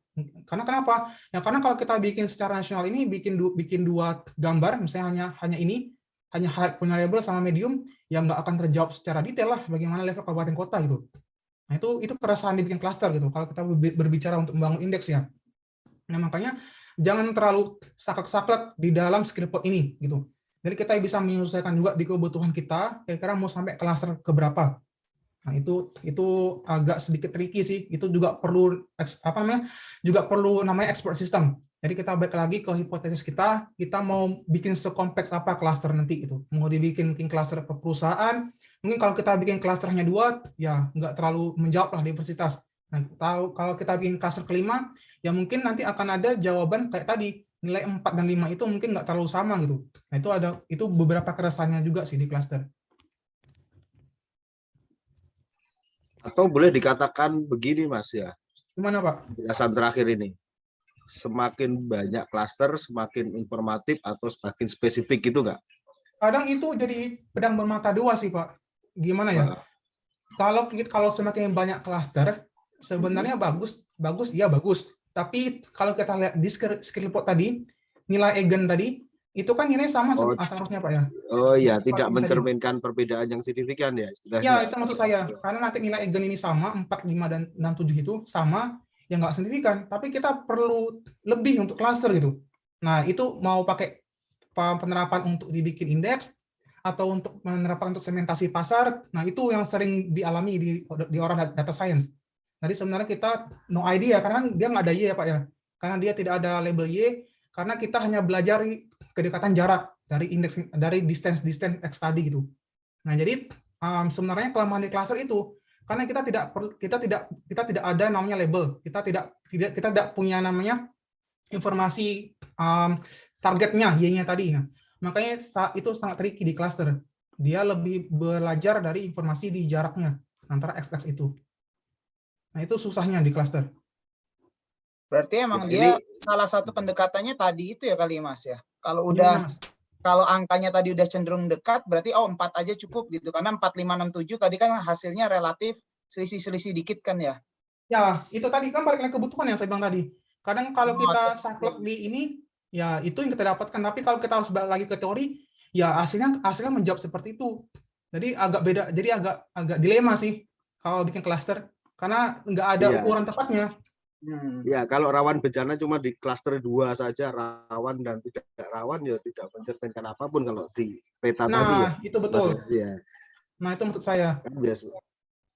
Padahal misalnya memang datanya menunjukkan hal itu, misalnya dia optimalnya apa, ketemunya yang optimal sesuai dengan perhitungan tadi ya, pakai siluet atau apa tadi 2 atau 3 saja, tapi tidak bisa ya, tidak sesuai dengan apa namanya kebutuhan ininya ya, kebutuhan klasterisasinya gitu ya. Nah, iya benar. Gitu ya. Saya bilang jangan saklek kalau di cluster. Jadi ya walaupun outputnya bilang gitu, balik lagi ke teori kita. Kira-kira itu yang kita butuhkan apa enggak gitu. Jadi kemarin pun pas saya nguji di beberapa mahasiswa, ya bagus gitu kalau kita saklek di output. Tapi kan yang paling penting kita mau mereasoningnya. kita kan mau memprovide sebuah rekomendasi gitu, mitigasi kira-kira gimana. Kalau apa yang kita olah itu hanya itu nggak bisa direasoningkan, ya buat apa gitu. Jadi maksud saya kalau ada output ya itu kita harus taati, tapi lebih dari itu kan lebih ke expert system. Kita baik lagi itu kita butuhkan apa enggak gitu. Nangkep kan Mas ya pola pikirnya? Oke, mantap. Nah, ini yang tadi kalau di screenshot tadi ya, makanya saya bikin sampai 5 tadi. Nah, nanti ini tinggal di running aja, tinggal gampang kok. Nah, tadi yang kayak kata Pak Eko tadi itu, kalau saya bikin sampai klaster ketiga aja, nah sebenarnya kan ini agak-agak tricky ya, karena nggak akan terlalu banyak menjawab diversitasnya, maka saya bikin sampai ke 5 gitu. Karena walaupun dia beda tipis ya nggak masalah lah, yang penting tervisualisasi lah diversitasnya di lokasi tadi. Nah, itu cara-caranya untuk bikin klaster. Konseptualnya lah. Nah, di sini nanti tinggal di running aja. Di sini ada k-means juga, ada library ini di running. Tadi ini udah ya. Nah, udah. Dulu.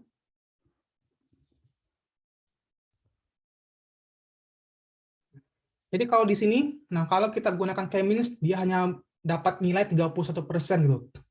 Ya dibilang bagus ya enggak juga, ya tapi itulah salah satu kelemahan di cluster. Jadi kita harus tentukan juga kira-kira bagaimana metode yang akan kita gunakan gitu. Nah, misalnya seperti ini ya. Misalnya di sini cluster ke-5, nah dia akan terbentuk dari warna-warnanya aja. Nah, dapat lihat kan kalau kita bikin kebencanaan di data di lokasi yang ini, data 499, data 311, data 308. Nah, ini bisa jadi karena lokasi itu mungkin tidak ada spesifik informasi itu gitu. Makanya dia berbeda sendiri. Bisa jadi ini daerah Jakarta atau bisa jadi ini daerah di mana gitu. Nah, kita bisa mereasoningkan output tersebut. Kalau datanya banyak sekali untuk diobservasinya.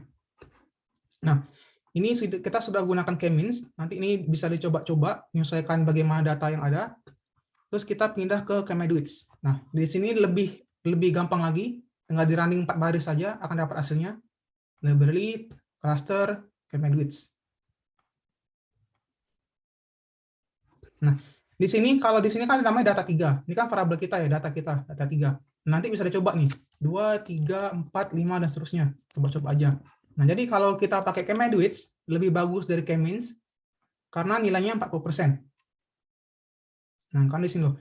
Total komponen expand 47,5%. Cukup baik lah dibandingkan k-means tadi variansinya.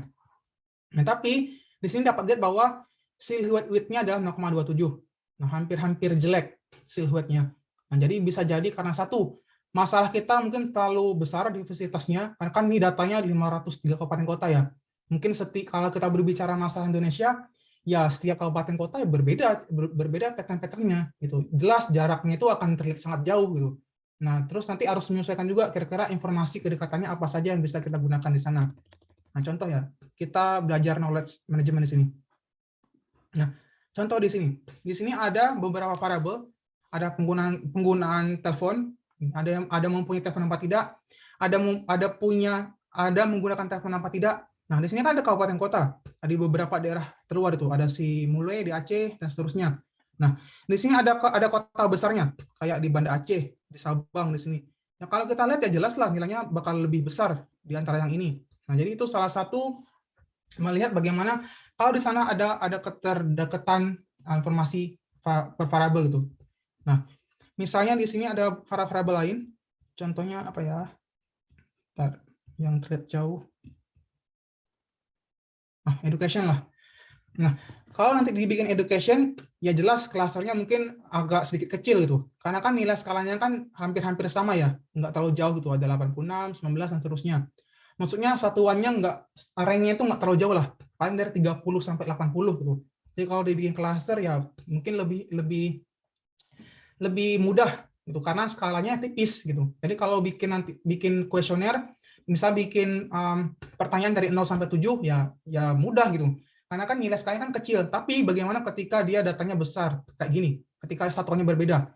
Dia ada 0, dia ada 0,19, dia ada 4 gitu, atau dia ada 7. Nah, dia ada 19. Ini kan nilainya skalanya besar Mas ya, ranknya. Dari 0 sampai nilai sekian itu, ranknya besar. Jadi bisa jadi nanti ketika dibikin klaster itu akan menyebabkan apa namanya, seperti yang tadi itu. Bentar.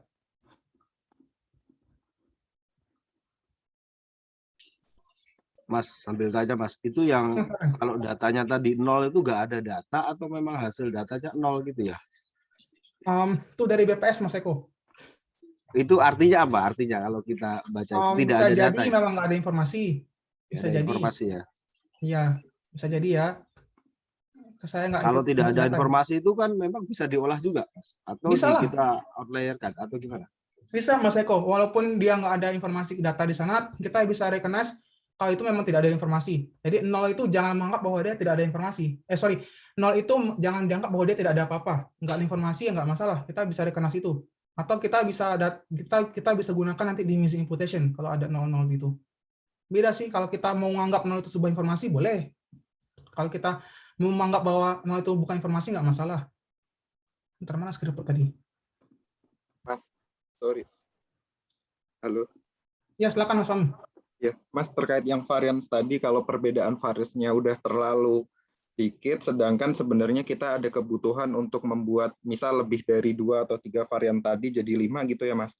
Nah, kalau nilai siluetnya itu rendah, artinya bisa ketukar-tukar antara klasternya gitu atau gimana ya, Mas? Benar Mas Fahmi, dia bisa ketukar-tukar antara klasternya. Nah, ini maksud saya tadi, saya ulangi lagi ya. Karena kan misalnya di sini nih. Nah, misalnya karena kita kan gunakan semua variabel di sini. Nah, padahal kalau kita lihat kalau kita breakdown data kita, nah ini kan datanya skalanya kan beda-beda ya Mas ya. Dari ada 0, 0, sekian sampai ke puluhan gitu. Nah, itu bisa menyebabkan bahwa di sini skripnya nggak terlalu berbeda gitu. Tapi kalau nanti satuannya sama kayak 4, 4, 4, 7, 7, 7, 7, 7, kalau skala-skala kayak gitu, ya itu mungkin akan lebih cenderung dia konsisten. Gitu sih. Tapi benar kata Mas Fahmi tadi, kalau kita salah di situ bisa jadi kita mengklasterkan keliru, menempatkan daerah itu bencana padahal enggak gitu. Itu bisa jadi juga. Oke. Nah, kalau misal perbedaan variansnya nggak terlalu tinggi dan si angka siluetnya itu juga misal kurang dari 0,5, berarti harus dianalisa lebih lanjut gitu ya, Mas? Ya, harus dianalisis lebih lanjut atau di breakdown kalau variabel itu nggak bisa digunain untuk di cluster. Bisa jadi kan karena di teorinya mungkin keliru, kita lihat kedekatan jarak gitu. Bisa jadi kan? Bisa jadi kalau misalnya memaksakan, kalau di sini ada penggunaan, misalnya ada penggunaan PC, mungkin ada beberapa lokasi yang angka penggunaan komputer mungkin rendah. Nah, tapi kita paksakan ya keliru juga gitu. Jadi nanti ke breakdown lagi ke knowledge manajemennya kayak gimana. Ini sih. Jadi kalau lihat data ini bisa ekspor lebih banyak sebenarnya. Bisa bikin tesis juga. Itu NIAS datanya 0 semua. Oh iya nih, NIAS datanya 0 semua. Tanya ke BPS lah, apa begitu. Itu dulu sih. Ada pertanyaan nggak, Mas? Apa perlu saya ulang lagi untuk dasar teorinya? Nangkap ya, ini cuma beberapa baris doang kok di running. Cluster sebenarnya mudah sih, tapi yang sulit itu cuma di knowledge manajemennya aja gitu. Jadi hanya menentukan di sini. Kalau regresi enaknya kan kita bisa uji T, hapus, kita bisa uji F, cocok model. Nah, tapi kalau di cluster kita lebih 60% knowledge management, 40% skills-nya untuk olah data. Itu bedanya kalau cara penggunaannya gitu. Kalau regresi ya kita lihat hubungan antara variabel X, kalau nggak signifikan ya hapus. Kalau model nggak cocok ya nggak bisa digunain gitu. Tapi kalau cluster ya kita harus coba-coba satu metode lain, dapat nilai KK yang berbeda, kita lihat di uji silhouette itu, baik apa nggak clusternya.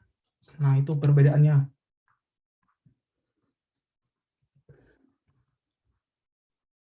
Ini ada metode yang lanjut sih, Som, tapi saya nggak mau jelasin lah. Ini di data science saya jelaskan. Itu. Nangkep nggak dasar teorinya? Konsepnya nangkep kan ya? Lebih mudah sebenarnya. Tapi yang susah menanganinya itu. Mas, cuman kalau tadi tanda petik kita harus bikin 5 klaster padahal si perbedaan variansnya terlalu tinggi, kira-kira yang perlu dilakukan apa ya? Hal yang perlu dilakukan apa? kalau sepengalaman saya kayak gitu, saya tanya lagi ke expert system. Gitu, misalnya yang dia mengangkat teori itu saya tanyakan, kira-kira benar reliable nggak ya kalau saya bikin sampai klaster kelima gitu. Ya, dibandingkan sih Mas, ASEAN di statistik di export system, itu sih salah satu kuncinya.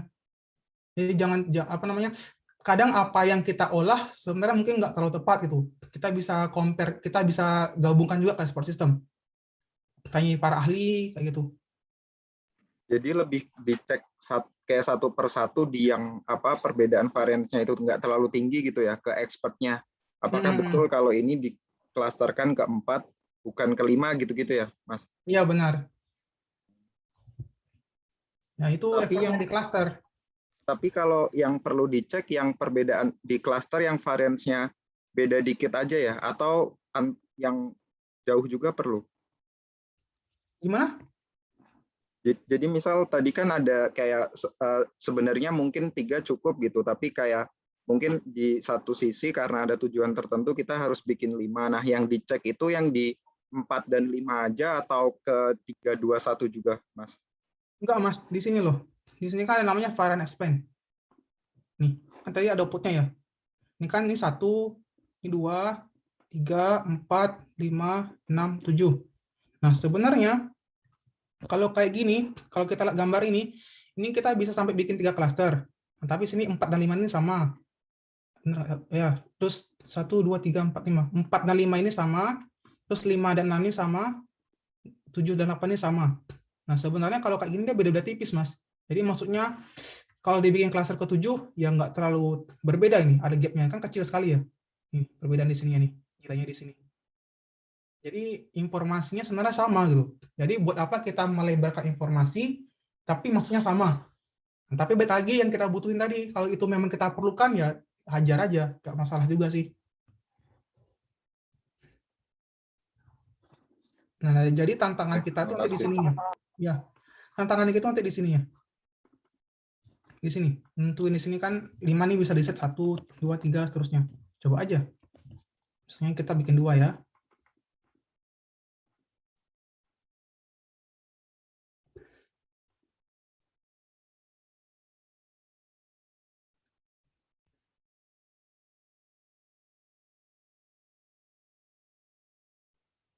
Lagi running.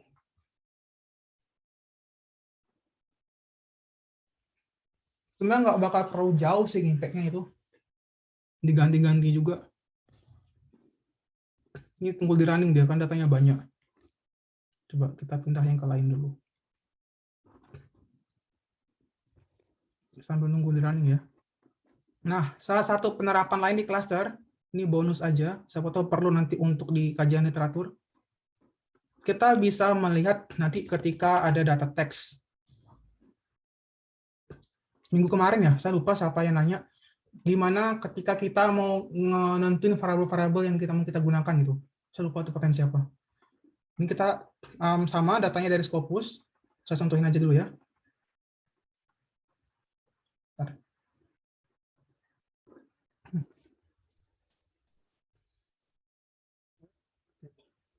Nah, jadi misalnya kalau masih ingat minggu kemarin, itu saya nyari keyword tentang global population di Scopus.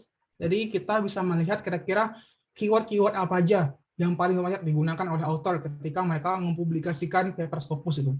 Jadi ketika sudah diambil datanya, di sini ada data keyword human, ada artikel, female, male, dan seterusnya.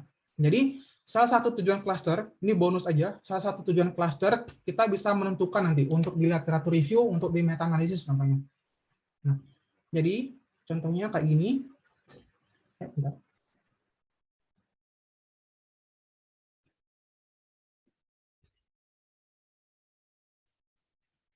Nah, jadi kalau masih ingat, jadi kita bisa melihat nanti perbedaan di antara kata tadi ya, pendekatan jarak-jarak tadi. Nah, tadi kalau seperti ini kan dia tidak terlalu berbeda, kita tidak terlalu ada terlihat gap di sana gitu.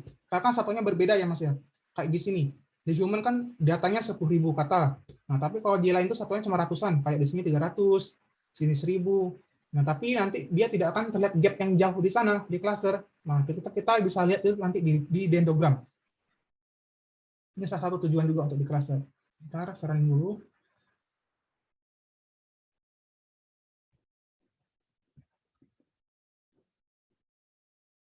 Saya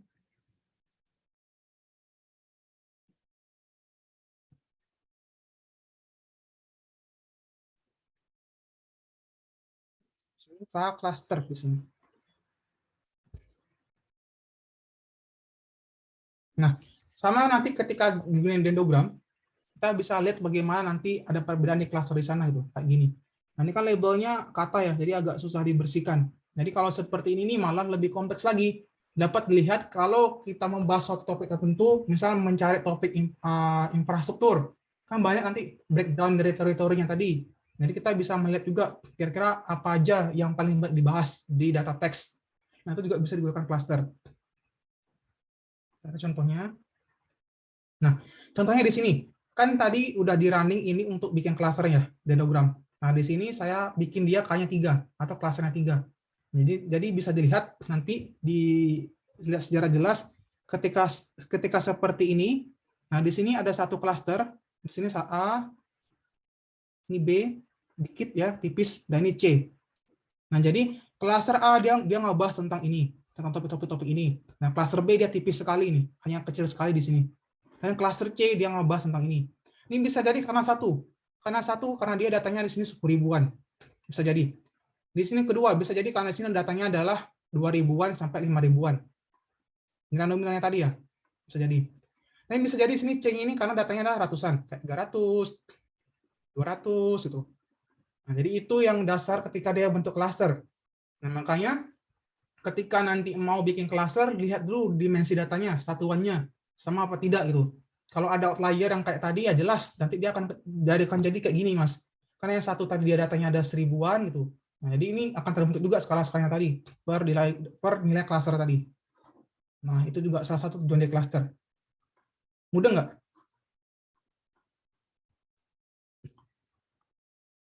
Nangkep?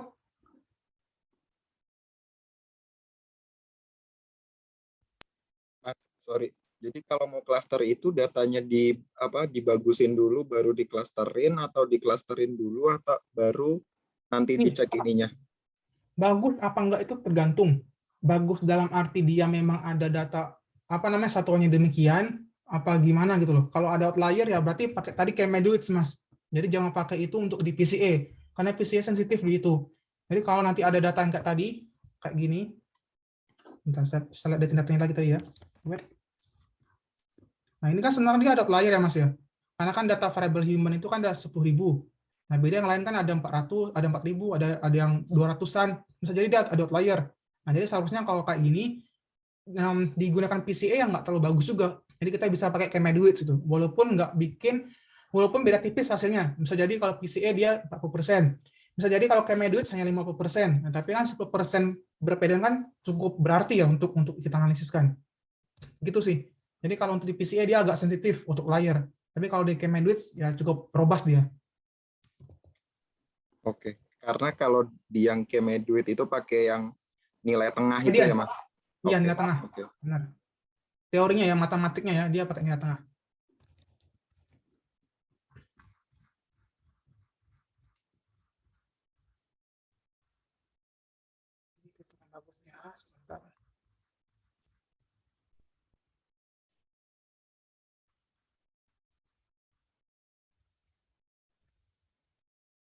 Di paper yang ini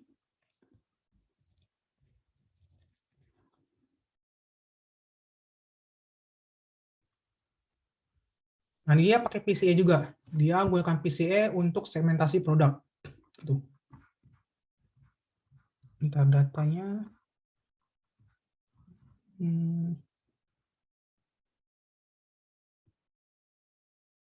Oke, ini datanya.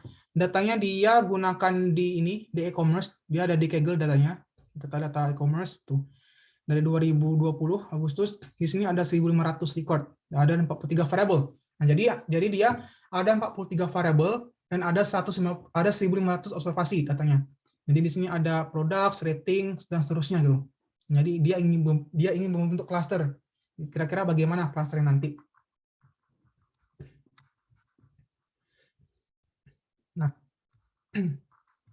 Nah, di sini dia jelasin tadi bagaimana dia nentuin cluster tadi ya. Nah, ini pakai Skillpot yang saya sudah jelaskan. 1, 2, dan 3. Nah, di sini dia bilang 3 aja gitu, karena poinnya ketiga. Jadi dia pakai klasternya 3 atau K-nya 3. Nah, karena di sini dia sebutin karena nilai silhouette-nya adalah 0,79, which is bagus gitu, tinggi. Jadi bisa digunain di K3 aja karena dia dapat nilai silhouette-nya adalah 0,79.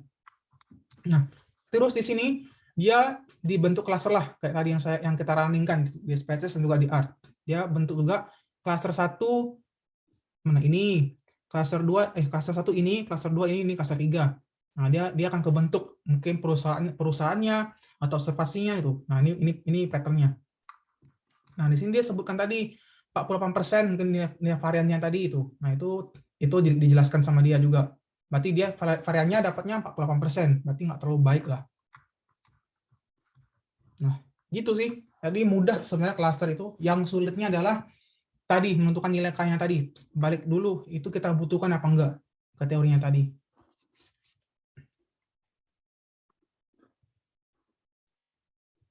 Mudah kan ya sebenarnya? Jadi ini juga bisa jadi alternatif untuk tesis. Jadi jangan gunakan SEM lagi atau regresi lagi. Jadi mungkin ada beberapa dari sini pakai cluster ya nggak apa-apa. Jadi bisa digunakan juga lebih mudah juga kan.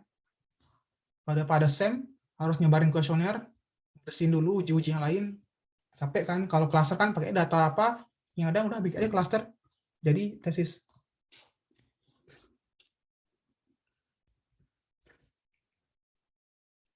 Tapi mudah sebenarnya. Jadi kalau untuk tugas 2 minggu lagi, sebenarnya minggu depan, tapi saya ganti untuk 2 minggu lagi lah, jadi bisa diekspor. Jadi kalau di EMAS 2, saya sudah upload di EMAS 2, itu ada tugas kelompok sama datanya kayak kemarin, nah jadi bisa diolah lagi ketika gunakan cluster. Jadi dibikin sama kayak kemarin kan regresi ya. Nah ini untuk cluster, kira-kira mau pilih berapa banyak lokasi, terserah. Nanti pilih juga berapa banyak variabel juga terserah. Gitu. Nanti bisa dikumpulkan 2 minggu lagi, benar. Terus di minggu depan, sudah saya jelaskan tadi, di minggu depan kita akan ada dosen tamu, jadi akan lebih diajar lagi bagaimana mengolah SEM. Itu karena input dari Fermin kemarin gitu, mereka bilang kurang pengaplikasian. Jadi saya coba mengcover itu gitu. Jadi coba saya undang di dosen tamu, nanti diajarkan cara menggunakan di PLS. Karena di silabus kan tulisannya adalah PLS, ya berarti harus diajarkan menggunakan Smart PLS kalau menggunakan SEM. Terus di minggu terakhir nanti saya jelaskan dasarnya ketika kita menggunakan beberapa pengujian non parametrik. Itu mudah sekali, kayak uji-uji Wilcoxon gitu-gitulah. Mudah kok. Nah, terus saya reminder lagi untuk UAS ya. Jadi UAS proposal kuantitatif individu. Jadi saya harap bisa dikerjakan secara baik gitu. Karena kan waktunya masih ada sekitar 4 minggu lagi di deadline-nya. Jadi bisa disesuaikan begitu untuk nilai UAS-nya. Jadi itu aja. Ada pertanyaan atau ada yang kurang jelas? Mas, sorry boleh sharing dikit nggak yang tadi clustering bencana itu berarti yang X yang dimasukin kira-kira apa aja? Kalau saya, ini semuanya Mas. Ya. Itu ada papernya kok. Oke. Nanti saya share papernya ya. Ya, jadi berarti kan kayak studi literatur dulu dalam pengelompokan itu apa aja yang diperlukan. Nah, data-data itu nanti yang diklasterkan gitu ya, Mas? Iya, benar. Bentar, saya sambil jelaskan di papernya.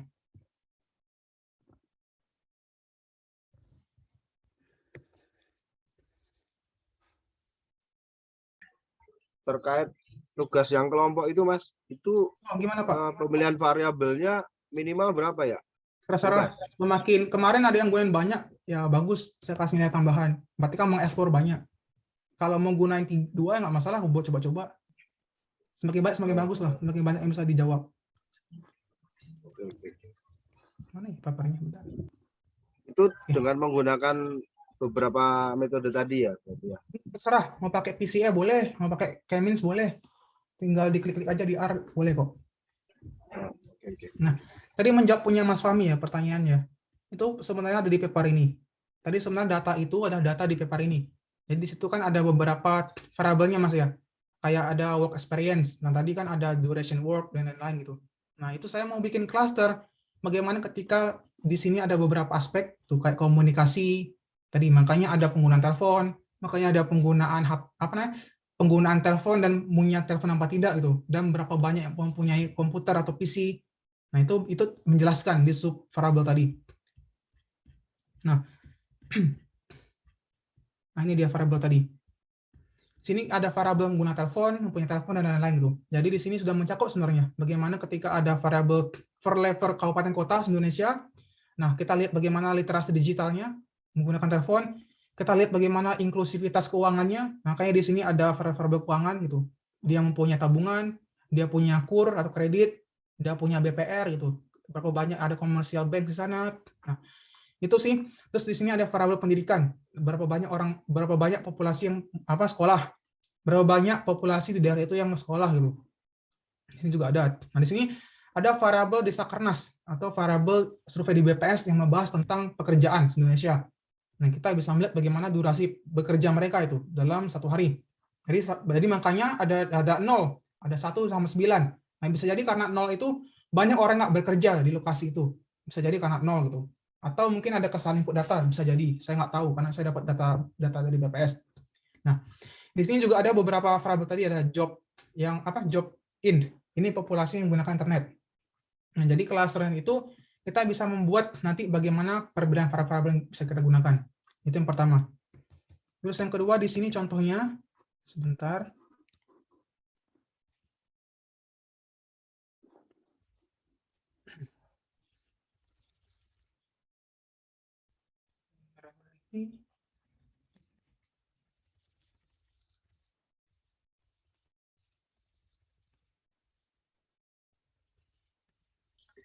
Mas, sambil nanya satu lagi, Mas. Silakan, Mas, santai aja.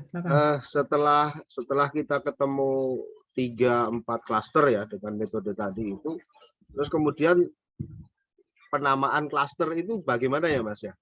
Yang mencerminkan klaster itu kan terdiri dari berbagai variabel tadi ya.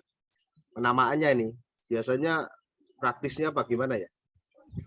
Itu bisa dibikin sesuai kebutuhan sih, Mas. Kalau kita menganggap bahwa ya, kayak nilai gini ya, kayak nilai korelasi. Bisa jadi kalau satu itu dia bagus, enggaknya tergantung gitu. Tapi kalau yang tadi karena saya membahas kebencanaan, berarti yang paling pertama itu dia paling bencana, paling rentan. Nangkep nggak, Mas? Tergantung bagaimana ketika kita ada data itu, kita nge-deliver kasih threshold-nya. Kalau yang semakin positif, semakin besar dia semakin jelek, ya kita bisa label itu semakin dia rentan bencana. Berarti kalau dia semakin rendah nilainya, berarti dia semakin nggak rentan. Nah, itu melabelkan. Jadi tergantung arah masalahnya.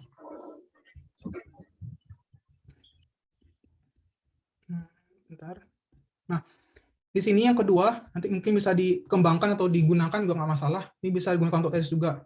Sama di sini ada data untuk penggunaan informasi teknologi di Susenas, ada akses makanan gitu. Terus ada punya rumah apa tidak di Papua, bagaimana ketika dia punya rumah, kontrak, dan lain-lain sebagainya gitu, atau dia tinggal di kantor. Nah, di sini ada variabel kebencanaan.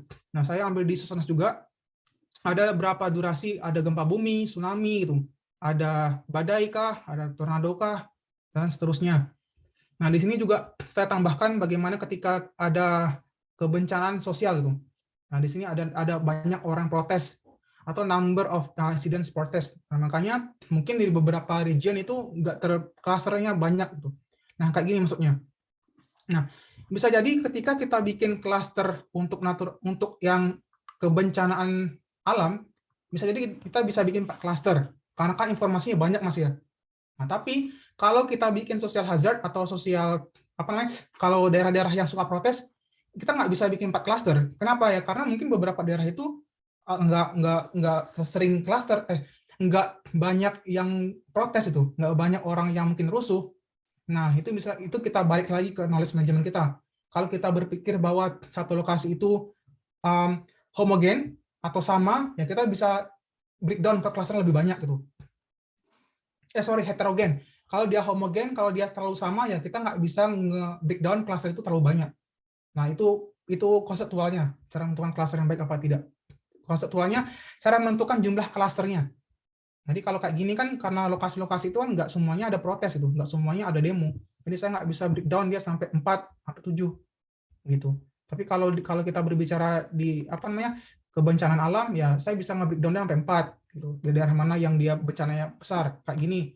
Saya klaster 1 kan karena saya membahas tentang bencana. Berarti yang pertama itu dia bencananya paling besar. Berarti di klaster 1 ini ada Kota Sorong, ada kayak mana.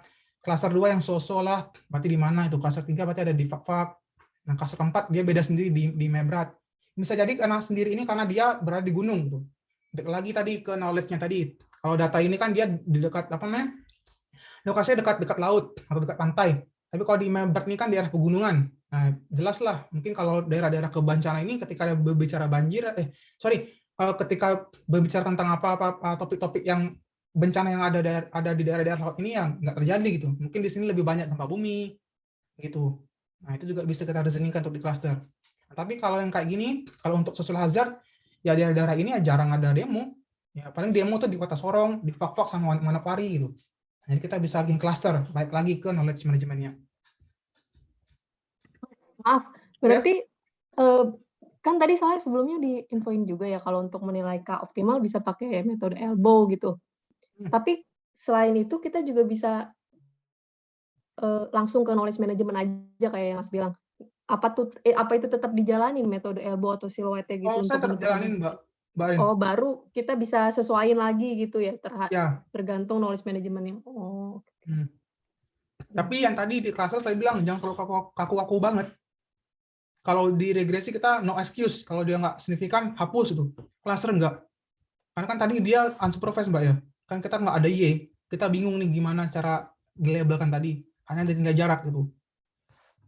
Itu sih agak apa namanya, agak ada toleransi lebih besar lah kalau di cluster, sense-nya. Oh iya, oke Mas. Kalau misalnya datanya kita kurangin, berarti ngefek juga nggak sih Mas jumlah, walaupun variabel sama tadi kan ada 500, 3. Tapi kita uji tentu. Bisa berubah juga ya? Tentu, itu cerdas. Itu juga saya realize kemarin pas paper yang terbit, saya berpikir salah ini. Kenapa? Karena ya kalau di gimana ya? Itu kan datanya ada data Jakarta ya, Jakarta, Jabodetabek, daerah Jawa. Sebenarnya saya harus keluarkan data itu. Jadi lebih bagus lagi nanti aset clusternya. Itu juga saya baru sadar ketika paper yang terbit kemarin. Soalnya saya harus mengeluarkan daerah-daerah Jawa itu. Jadi akan terbentuk lebih detail lagi ke daerah-daerah yang lain. Oke Mas, makasih Mas. Itu cerdas. Terima kasih Mbak Rin. Jalannya pertanyaan? Nangkep ya knowledge manajemennya ya. Oke, kalau tidak ada, mungkin sekian untuk kuliah kita hari ini. Jadi bisa dimaksimalkan untuk di proposal UAS gitu. Nanti di proposal UAS nggak hanya saya yang menilai. Jadi mungkin ada dosen lain yang mungkin akan ngintip-ngintip pekerjaan Anda gitu. Jadi bisa dimaksimalkan juga. Jadi mungkin sekian kuliah hari ini, bisa dikerjakan untuk tugas minggu depan. Tugas untuk 2 minggu lagi untuk di cluster, jadi bisa dimaksimalkan dan juga bisa dimaksimalkan juga di proposal UAS. Sekian dari saya. Sorry Mas, satu lagi. Berarti kalau yang untuk metode UAS ini kita bisa milih lagi ya, kalau mau regresi atau mau cluster gitu ya? Bebas. Kalau mau pakai proposal ini untuk tesis nggak masalah kok, malah bagus. Mungkin nanti akan saya kasih feedback juga apa yang bisa diimprove itu. Jadi nggak usah mulai lagi dari nol. Oh, iya. Makasih Mas. Oke, sekian dari saya. Sebentar, ini 24. Siapa yang nggak hadir? Kita lihat di siap NG dulu. Siap NG.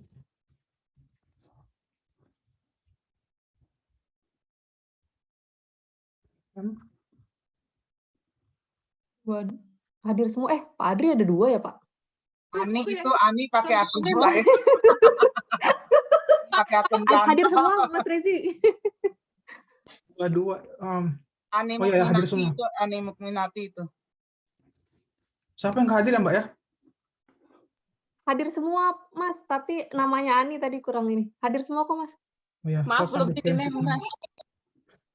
Oke, sekian kuliah hari ini. Jaga kesehatan, semoga bisa optimal untuk UASnya gitu. Karena yang meriksi nggak hanya saya. Kalau saya ya saya kasih 80 aja gitu. Karena kan cuma statistik aja. Oke, sekian dari saya. Kalau ada kurang mohon maaf. Wabillahi taufiq wal hidayah. Assalamualaikum warahmatullahi wabarakatuh. Selamat sore. Waalaikumsalam warahmatullahi wabarakatuh. Terima kasih.